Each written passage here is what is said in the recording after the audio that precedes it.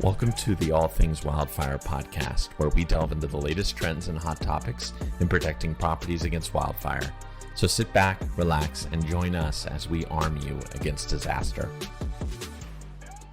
Today, my friends, I want to introduce someone to you that really I'm impressed with this person's work history. She was a regional floodplains manager. And I want you guys to kind of understand and see where this is going. This is so amazing to me. She was a hazard mitigation specialist for FEMA. She was a special projects manager with IBHS, the Insurance Institute for Business, Home, and Safety. Professor for emergency management, Firewise community manager, and a wildland fire projects manager. And now currently is a wildfire division director of NFPA, the National Fire Protection Association. It's my pleasure, my friends, to introduce to you Michele Steinberg. Michele, thank you very much for joining us. It's a pleasure to have you on our show. It's a pleasure to be here. Thanks for inviting me. My pleasure. And Michele, as I read that off, it kind of captivated me as to, wow, you know, Michele has spent a lot of her life really in this emergency, in management, in disaster. And I thought, you know, when you see someone's resume, you could see people bouncing around to different things. You have had this like myopic focus, it looks like to me, as to like, this is where I'm going. This is where I'm going to dedicate my time and maybe even my life. How did this come about? And is this a passion of yours? Let's unpack that if you don't mind. Sure. Thanks, OP. I think I realized, I had some personal experiences as a young kid that sort of came to light as I discovered these fields, like you mentioned, floodplain management, emergency management, hazard mitigation. We had a major blizzard on the East Coast when I was growing up, the blizzard of '78 in New England that, paralyzed the region for several weeks. People actually died in their cars because the snow piled up that fast. My neighborhood houses floated off their foundations. And as a 12-year-old, that was like, wow, cool to some degree. Except when, my dad hadn't come home from work because he was stuck downtown and we were home and the basement started to fill with seawater and we didn't know what was going to happen. And that was interesting.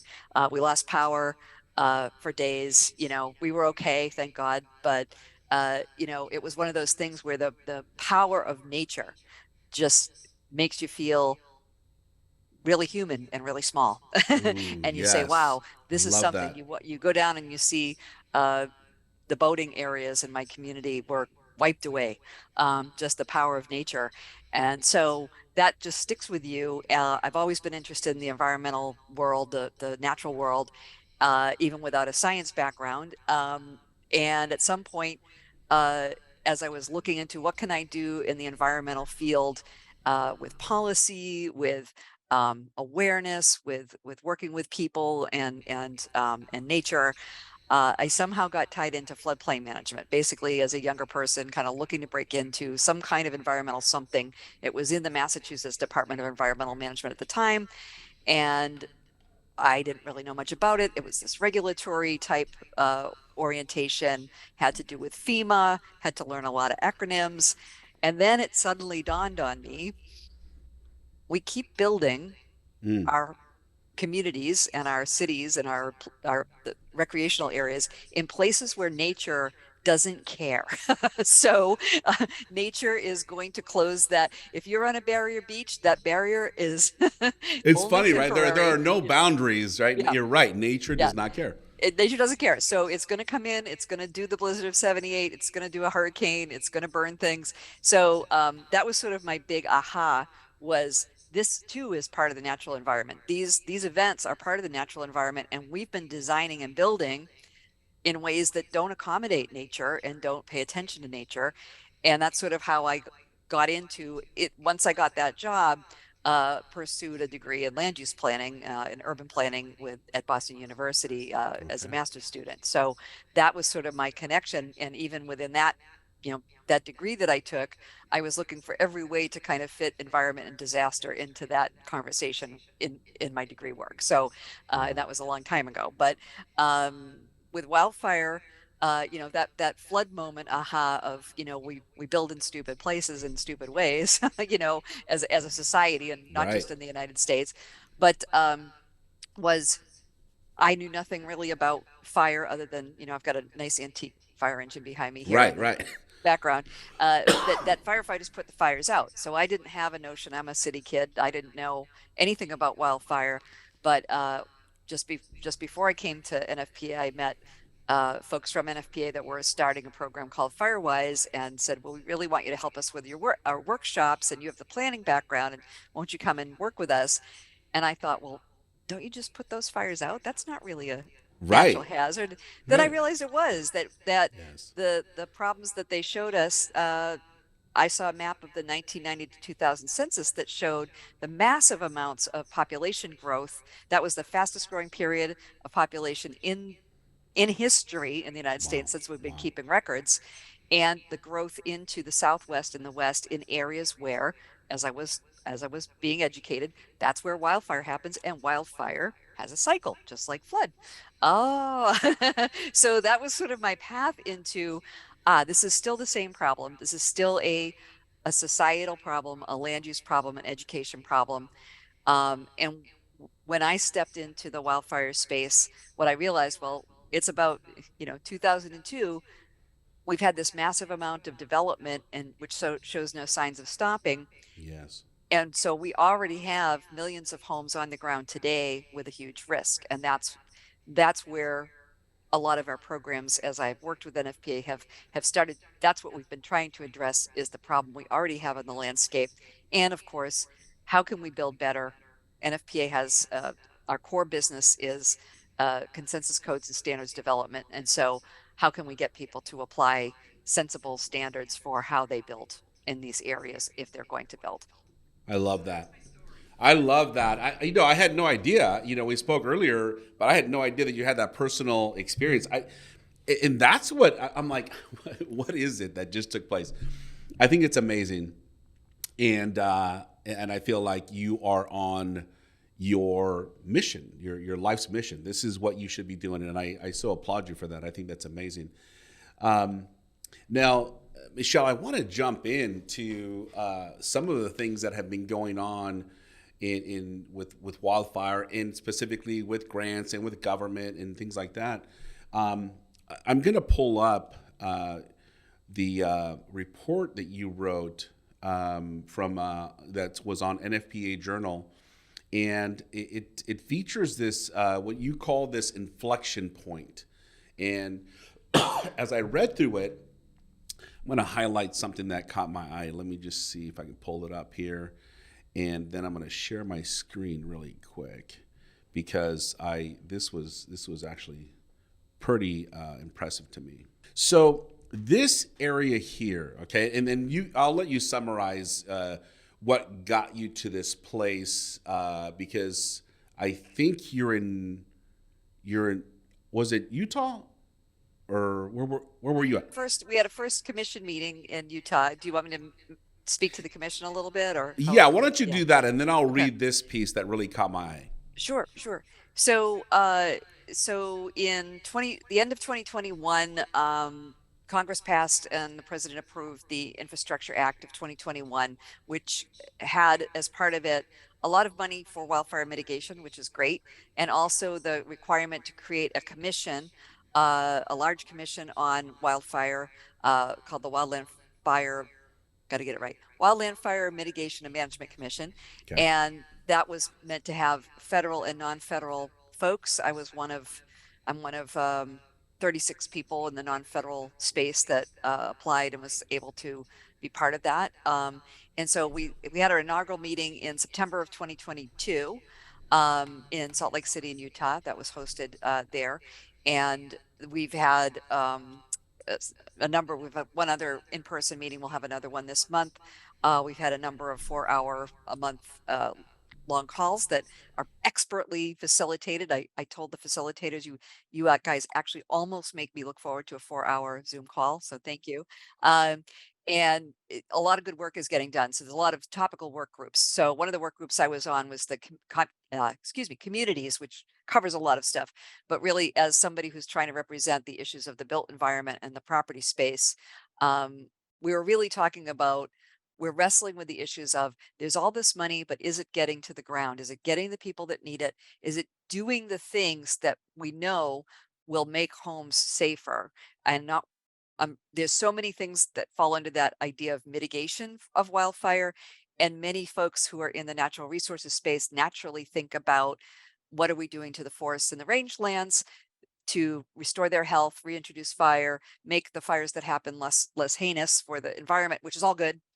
But I'm in the property space saying, frankly, having multiple $12 billion years of insured loss is what is getting Congress's attention. We have to talk about this. There's a few of us that are, keep raising our hands that, okay, we know we know that lands are a humongous issue.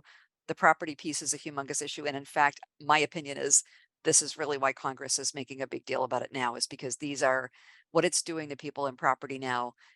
What wildfire is doing is the real trigger for this kind of an action. We have to really talk about, how can we do things differently and better to get the funds needed, to get the incentives, whatever they might be, whether it's direct funding or other things, to get folks to retrofit or mitigate property, because we know there's science behind it. We know things can be done to yeah, I'm sure you've talked to folks at IBHS. They've got the great research.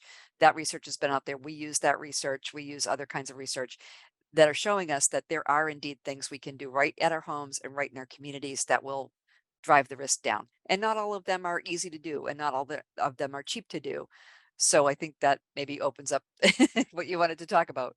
Yeah, and I love your perspective from like boots on the ground, being able to communicate with people from Congress to really just illuminate, the bigger issues, and how do we get to create some actual, action.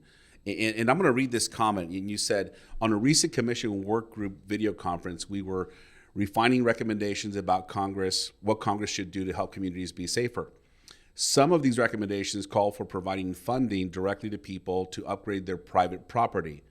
As I watched a few people squirm on camera at that suggestion, I realized this was an inflection point. Nothing raises the level of discomfort in a room like suggesting that something might be achieved by giving people taxpayer dollars to do it.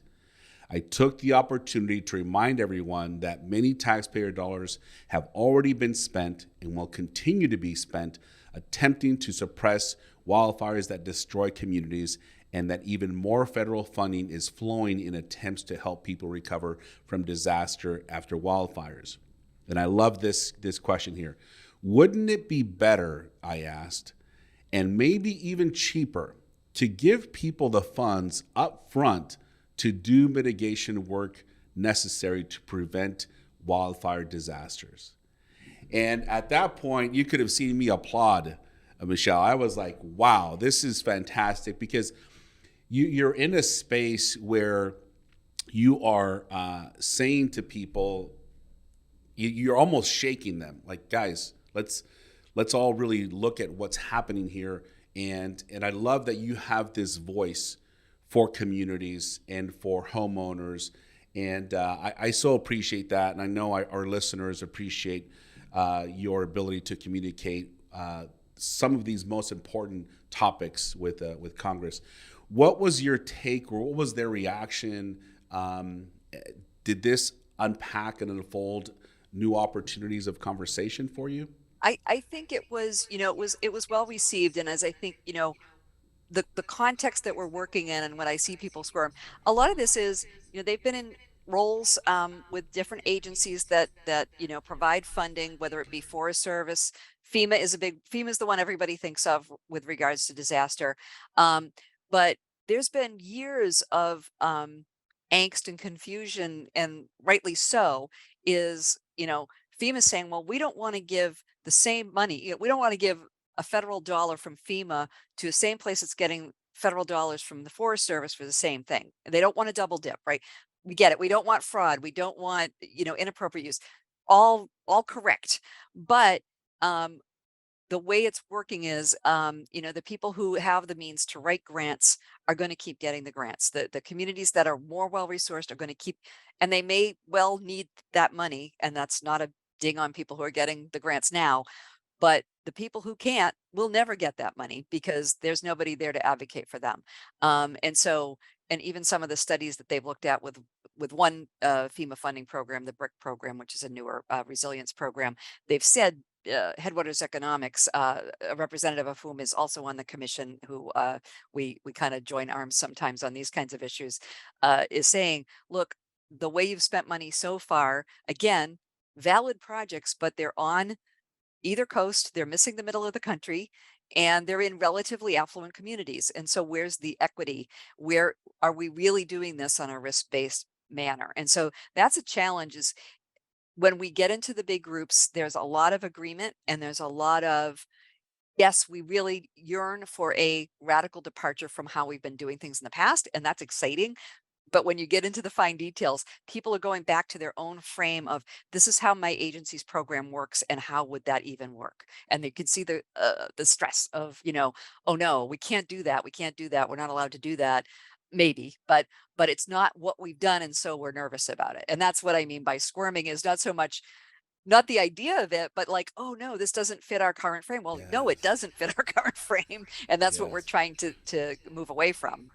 I think that creates a lot more enlightenment for the average listener to understand the complexities behind the good idea. I mean, it's a great idea and it makes a lot of sense, but how do you do it right? How do you? Yeah, wow. And So I think too, when I say giving people taxpayer dollars, it's not always going to look that way.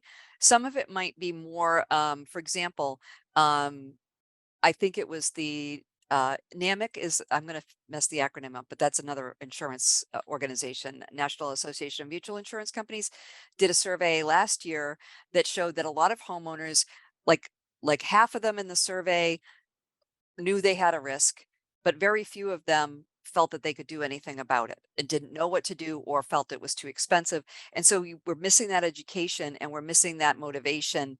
Um, I think sometimes that finances are truly a barrier, but a lot of times it's the not knowing what it is I have to do that make people say, well, I don't know if this even works. So why would I try to invest money, and who can help me? There's a whole chain before people can actually take an action that we have to address. And a lot of that's not being addressed now, like helping them understand what the proper mitigations are. What's the cost frame of that? Do I get an incentive? Is there a contractor that's skilled in knowing how to help me do the actual thing? Because I can't do it myself. So there's a whole bunch of things there that come into that idea of directly helping people to make the mitigation happen. no, it's such a great point. It's the execution and the operational piece is really the struggle. It's interesting because we were on the line yesterday with Ventura County Fire Safe Council, and they're doing their own wildfire assessments, and they're actually putting wildfire mesh, over events, and they're helping people. And they contacted us a month ago, and they said, hey, we could use some help because there's some real construction that needs to be done, and we don't know how to do the actual construction that has to happen. So April Schwartz from our office, wildfire mitigation specialist, contacted this homeowner yesterday to set up an appointment, and the homeowner says, because they've been given a $5,000 grant for the things to do around the home, and the homeowner says, oh great, we could really use some help with our windows. And April said, oh, do you have single pane windows? We can totally help you with that. And the homeowner said, no, we have windows that have been boarded up because they were broken and now something took place. And I don't know the details behind it right now. All I know is that these people need help. And we don't realize some of these, the conditions of people that live in the wildland urban interface. To your point, some of them have enough money to do the work, other people don't know, and other people are just, they can't do any work. And so there's such a wide spectrum of need out there. Right, It's and it's amazing. great to hear of a local effort to actually come out and do the helping work. That is very important. We also point at, you may have already talked to these folks, the Wildfire Partners Group out in Boulder that have been running programs. And again, they've been using federal money for a very long time to do exactly what I'm saying, which is, and people have to put a little bit, a little skin in the game. They have to, $50 fee to have somebody come out, or whatever it is, a fee to have someone come out and inspect. And then once they're given the list of all the things, I think they get the feedback if they do all the things, and they get a rebate but it has to be all the things. It can't be one thing. But they're trying to make kind of a economic ecosystem, if you will, out there in Boulder, to where this is more attractive to people, because they're getting here's the list of exactly what you need to do that's going to be helpful. Here's who can do it. Here's some help. And we're going to come back and check, right? So there's a lot of social license there. There's a lot of buy-in. So but that's been one county that's been using, a lot of money over a lot of years, and a lot of technical support to try to mitigate this risk. And we need a lot more than one county in the country to be doing that, right? So that's a big challenge, but there's some really nice models out there to look at. Yes, I love that. And I want to dive into, because this is when we're talking about communities and things like that. I want to dive into what it looks like. Let me see if I can share my screen again. What it looks like to actually potentially get some sort of discount or rebate or something from the insurance companies. And so on my screen here, I have from the Department of Insurance here in California, right? It's the Safer for Wildfire. And here they have a framework where they talk about, these are the three things that you can do, Mr. and Mrs. Homeowner. And when you do these three things, you can qualify from our list of vendors, insurance companies, to potentially get covered and maybe even get a discount, possibly. Now, here, Michele, on number one, protecting structure, I think this is perfect. Having a Class A fire-rated roof, 5-foot ember-resistant zone around the immediate perimeter of the home, non-combustible 6 inches at the bottom of the exterior walls, perfect. Ember-resistant vents. And for those that don't know, this is a low-cost retrofit list. This is a list that everyone can go on to see what these items are that have been actually approved already through Chapter 7A to be effective against wildfire and embers. And then we go on to windows and enclosed eaves. Then number two, protecting the immediate surroundings, vegetation, defensible space. And number three is what I want to talk about, which is working together as a community.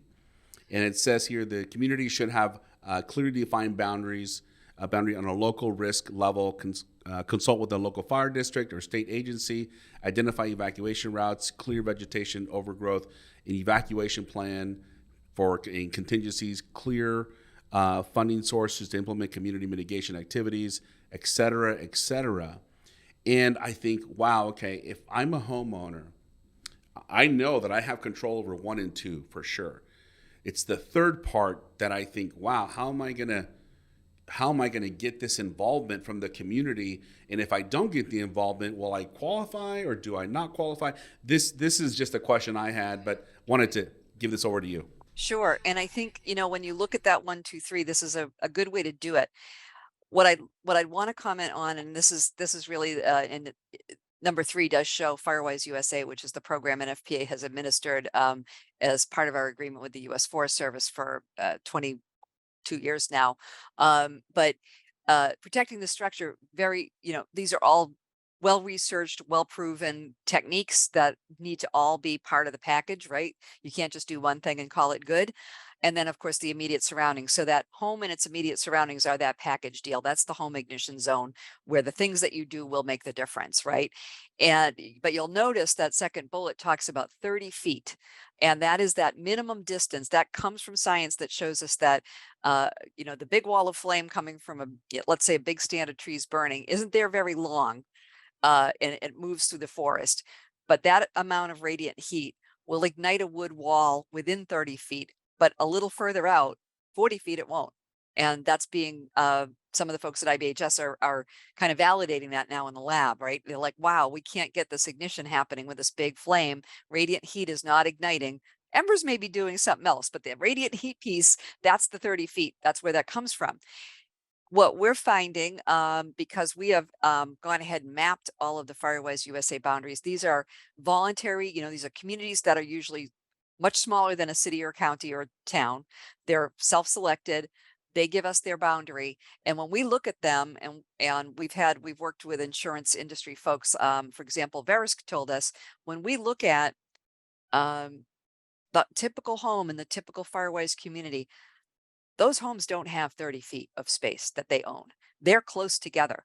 And so they can do 1 and 2, but they don't have their own 30 feet of space to do. It's into the neighbor's yard. And so if they don't do the community-wide, the Firewise work, that's a problem, because they're never going to get there with 1 and 2 by themselves.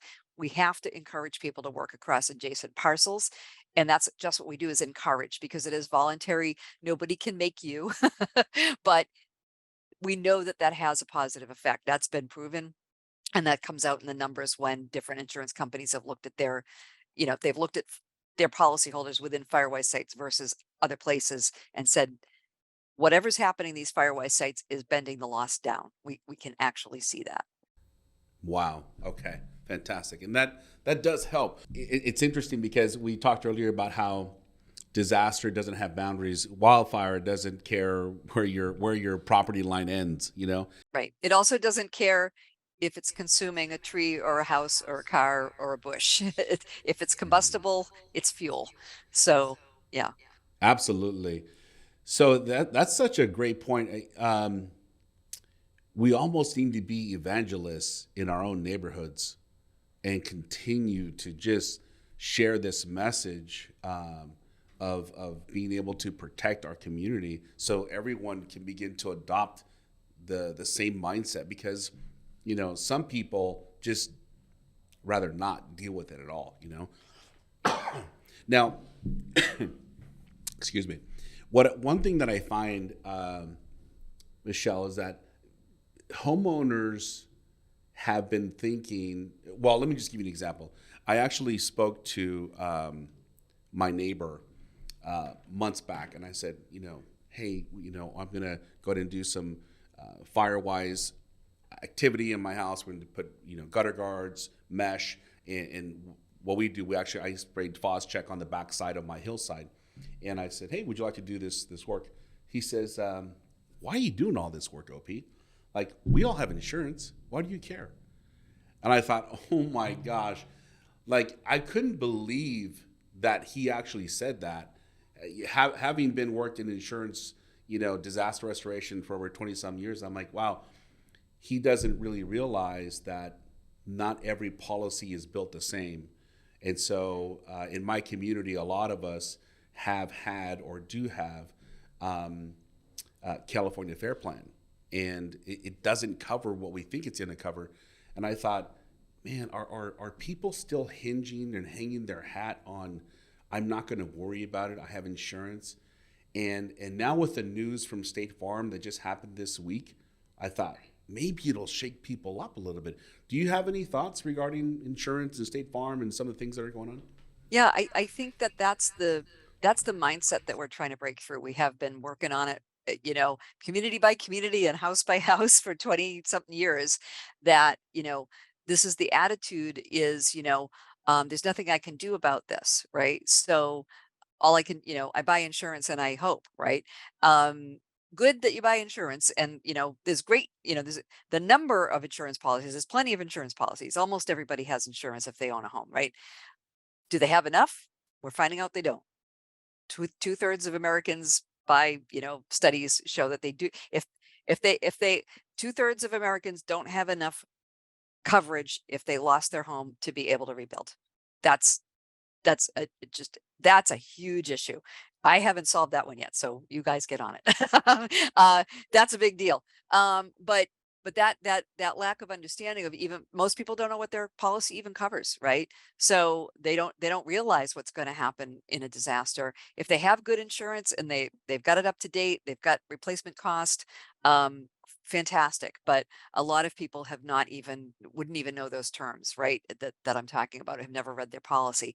So to say I've got insurance is like you practically saying, I don't care, I'm not going to do anything, I'm not going to think about this. I always joke that folks in our business, fire insurance, disasters, emergency management, we're the only weirdos that think about this stuff all the time. Like you said, it's a passion, it's a mission.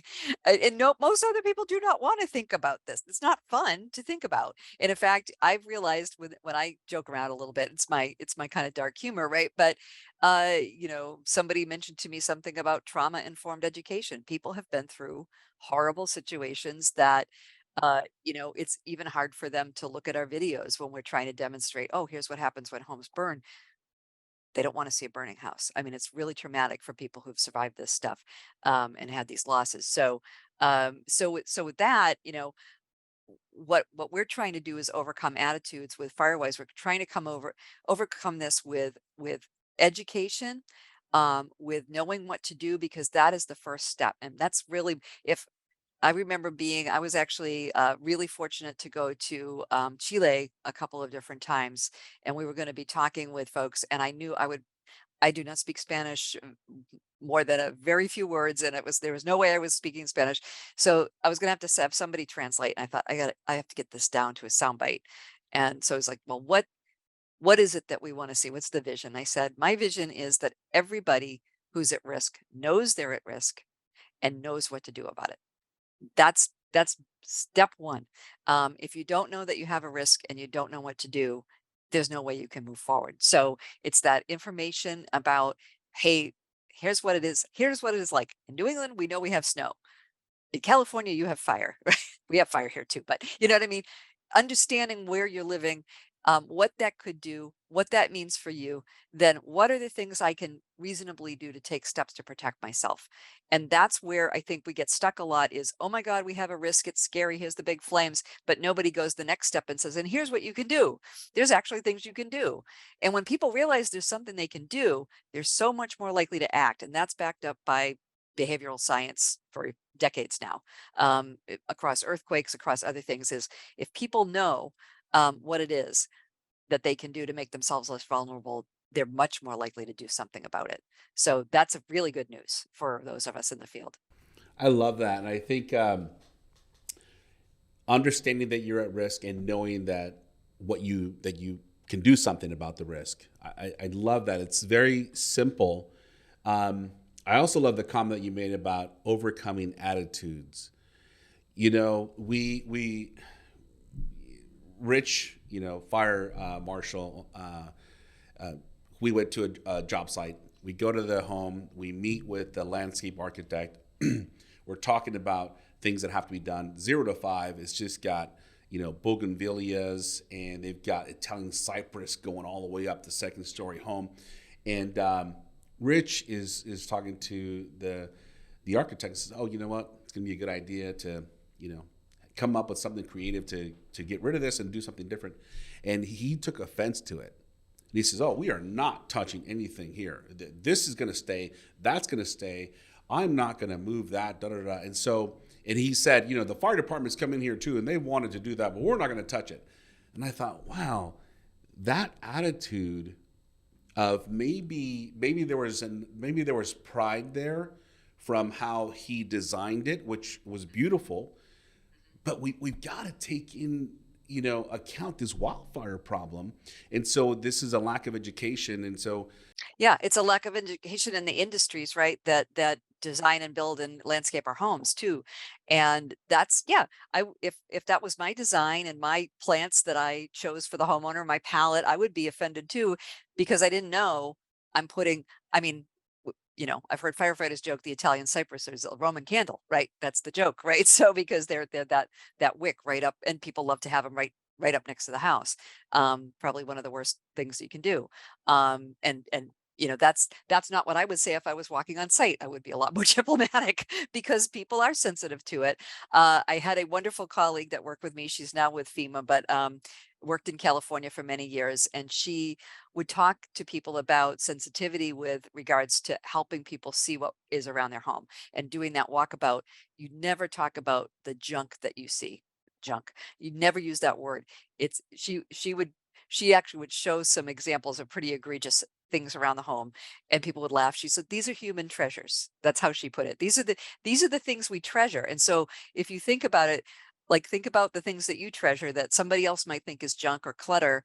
Would you not be offended, right? And especially if you're already afraid, oh my goodness, wildfire, or oh my goodness, I might lose my insurance or I have a cost. And there's a lot of fear going on. And so to try to overcome the fear, we have to work with knowledge, and we have to be a little bit sensitive to, we're going to tell you the truth, but we don't have to hurt your feelings,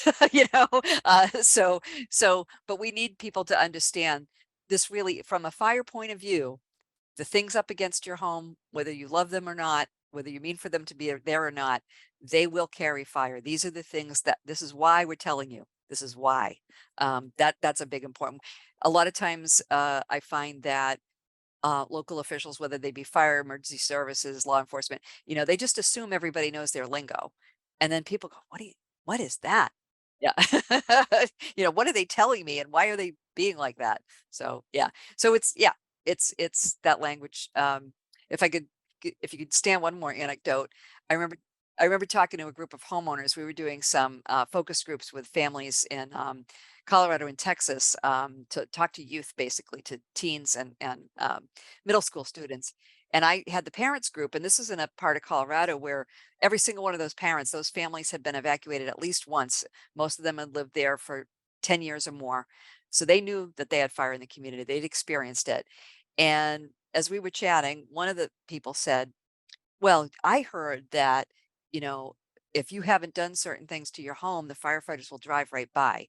And what they were referring to was triage, which is exactly what firefighters do, which is in that scenario, when you've got hundreds of homes exposed all at the same time, you've got to make some hard decisions really fast. So I said, wait, do you know why? No, why would they ever do that? That's terrible. They drive right by a house. I said, okay, so you can imagine you're coming down the road.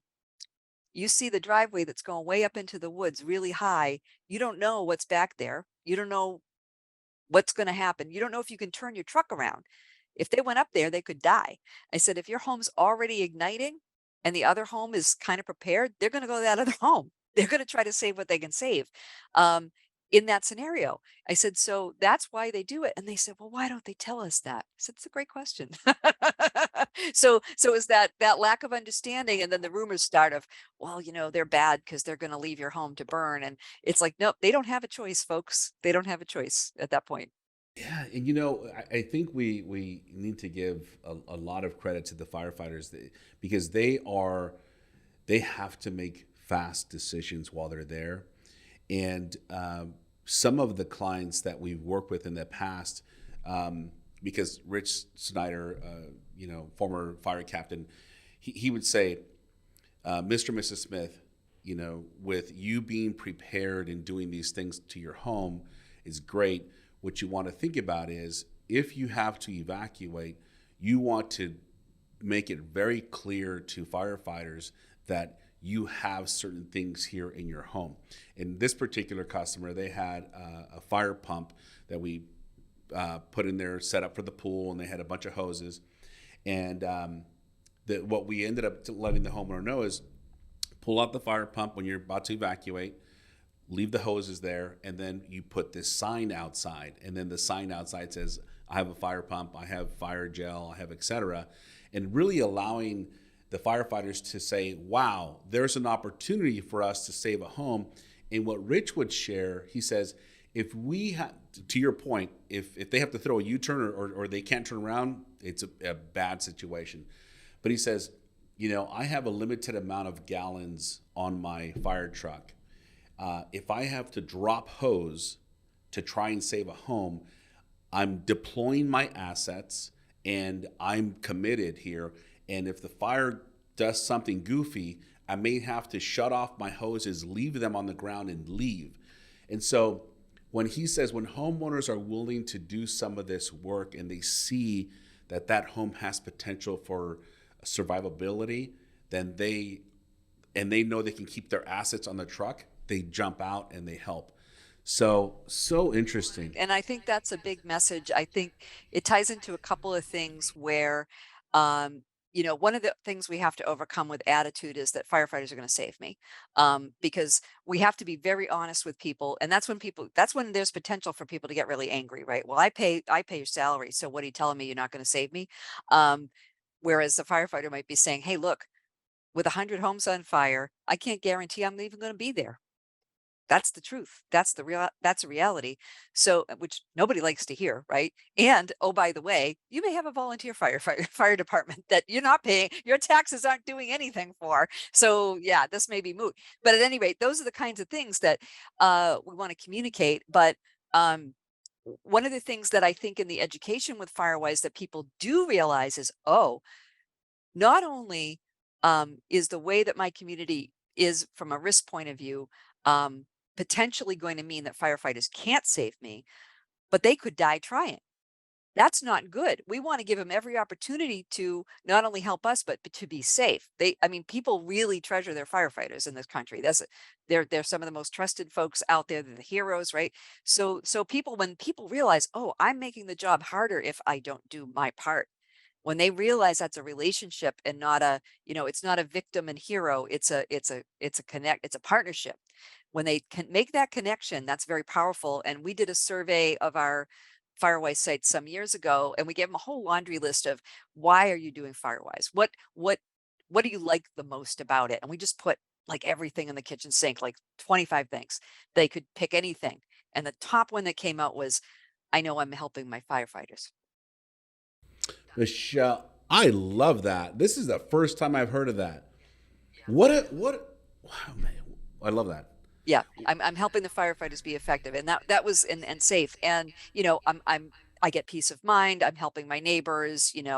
Whatever the other things. There were many other things, but that came out first, and that was incredibly insightful for me. And I've shared that because, again, a lot of the fire service folks feel like it's a war sometimes, right? Trying to get people to do the things and arguing about it and feeling like they're not appreciated, but they are.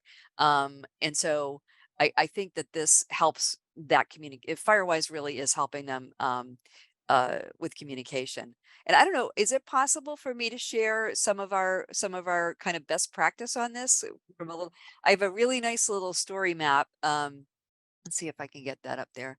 As you're sharing, I'll say this, Michelle. I love the paradigm shift of helping our firefighters, because the firefighters that we employ and the ones that I've known, they have such a desire to help that I've never seen it anywhere else as much as I see with firefighters. They just this is their heart.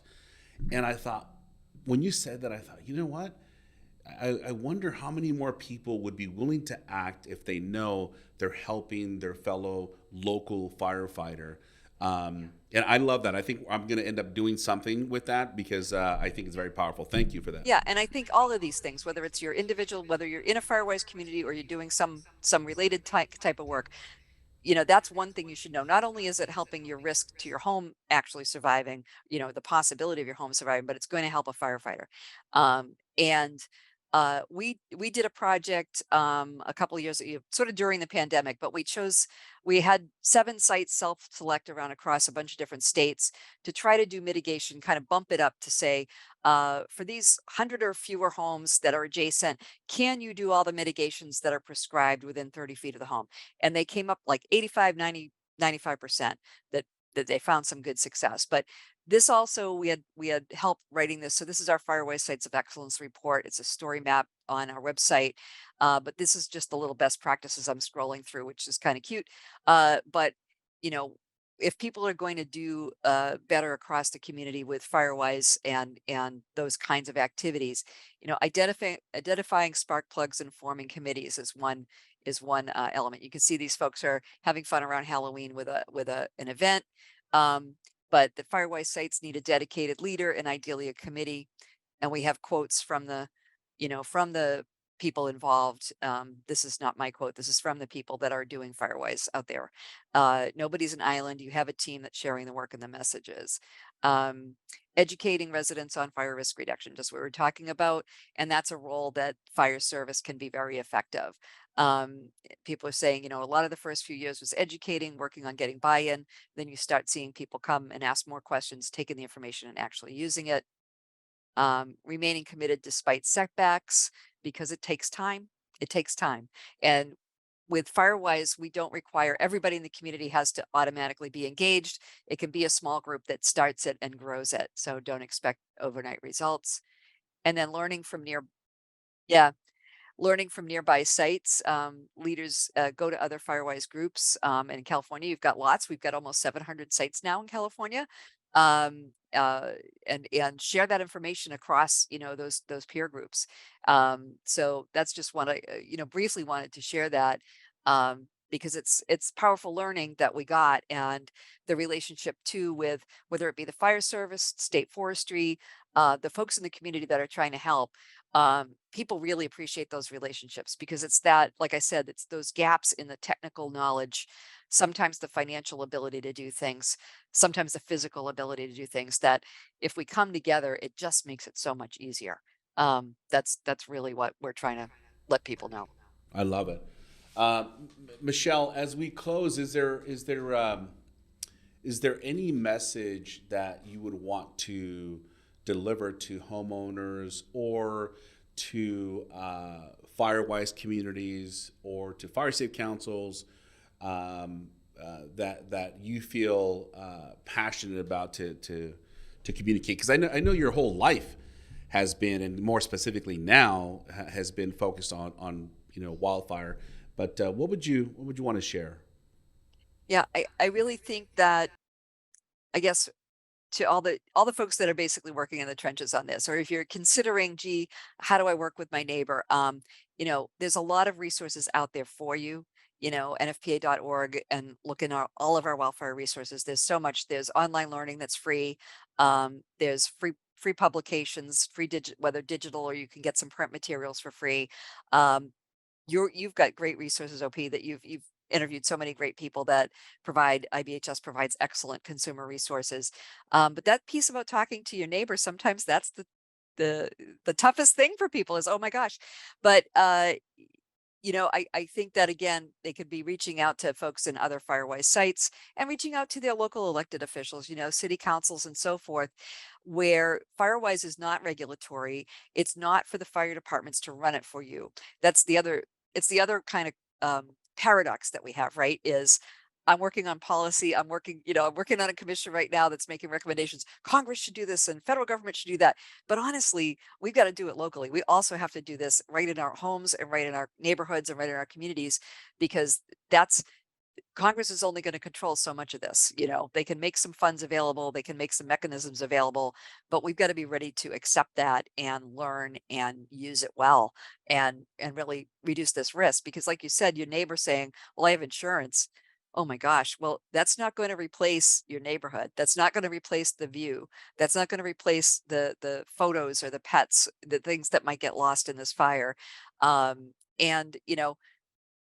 even you know even if you're lucky enough to survive, but your community is devastated, do you really want to live there anymore? If the schools don't reopen, if people move away, so many ripple effects to these disasters. So really, it's it is doable, and we've watched people do it, and we've watched people do it without an insurance incentive for 20 years too, across the country. So I think that, rather than be motivated by, I might get $50 off of my insurance policy, which maybe you will, maybe you won't, or and I know that the concern about, I don't want to trivialize the concern about keeping insurance and maintaining insurance. It's very important.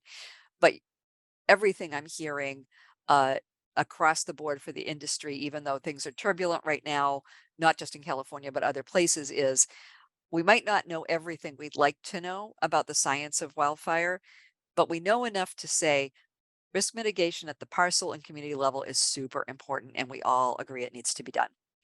We all agree. So if you're doing Firewise, you're not wasting your time. I want to encourage people to do those things.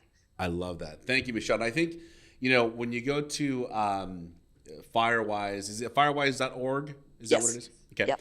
I know that they have free, like you guys are giving away free brochures, free paperwork. And one of the thoughts that I had is, if our listeners can go online, firewise.org, and request some pamphlets, these pamphlets, we can just, and I'm going to do it. I'm going to have to do it now because I'm saying it. So I'm going to have to go through my community, and I'm going to just deliver these to people's homes, because it's one thing for a neighbor to say, we should do this, or you should do that, versus, look, let's get some awareness among all of us, please.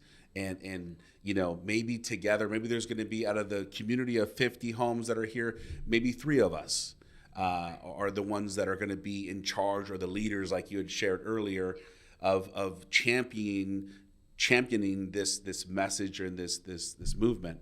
But I love that. I think there's so many resources out there right now for all of us to engage, to learn, to educate, and like IBHS says, we are not helpless against wildfire. There are things that we can do. So I'd love that.